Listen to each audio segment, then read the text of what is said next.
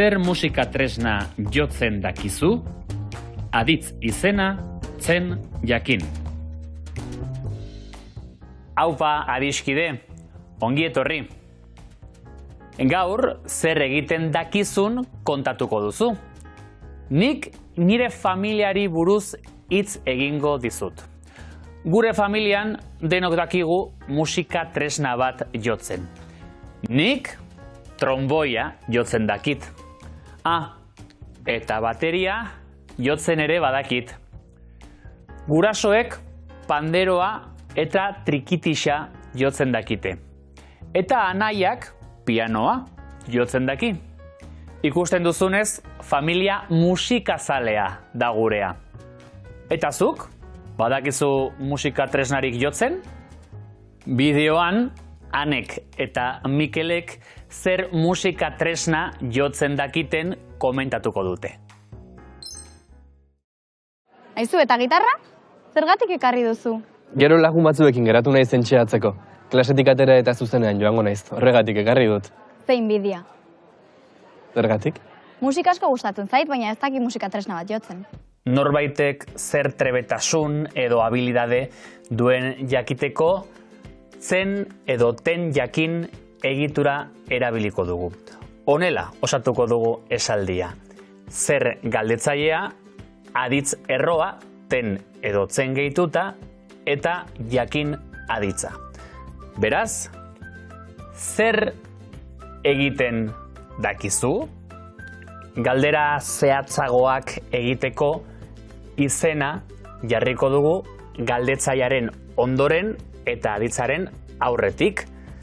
Zer musika tresna jotzen dakigu familian? Zer eskulan egiten dakite aurro horiek? Trebetasunen edo habilidadeen inguruan erantzuteko, tzen jakin edo ten jakin egitura erabiliko dugu. Zer egiten dakizuzuk? Nik abesten dakit. Zer musika tresna jotzen dute gurasoek? Gurasoek panderoa eta trikitixa jotzen dakite. Zer eskulan egiten dakite aur horiek? Aur horiek josten eta margotzen dakite. Esaldia ezezkoa bada, gogoan izan, ordena aldatzea. Ez partikula hasieran jarriko dugu, ondoren jakin aditza, eta amaitzeko aditzerroa ten edotzen amaierarekin. Nik ez dakit musika tresnarik jotzen. Jakin aditza nola jokatu ere ikasi behar dugu. Kontuan izan, zer dakigun egiten edo zer ez dakigun egiten azaldu behar dugunean, jakin aditza singularrean joango da beti beste aditz bat baldin badago. Naiz eta gauza bat edo gehiago izan. Adibidearekin hobeto ulertuko da.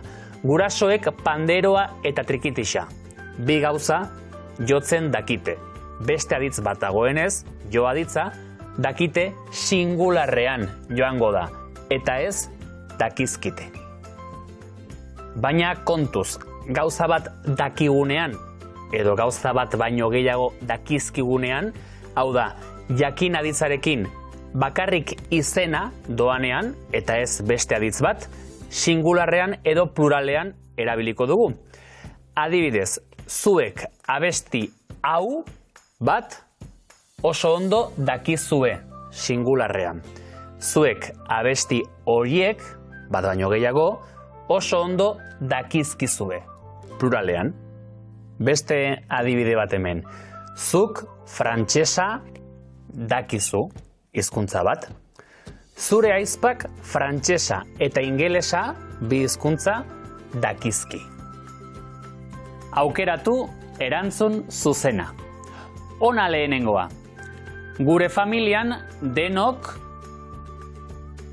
dakigu musika tresna bat jotzen. Bigarrena.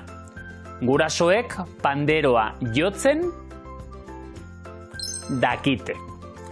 Hirugarrena. Nik abesten dakit. Eta azkena, zuek abesti horiek oso ondo dakizkizue. Trebetasunak edo habilidadeak galdetzeko.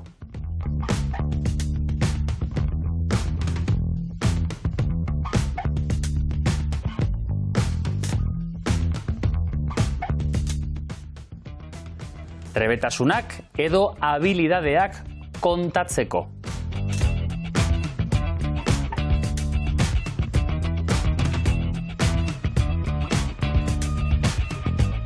Jakin aditza.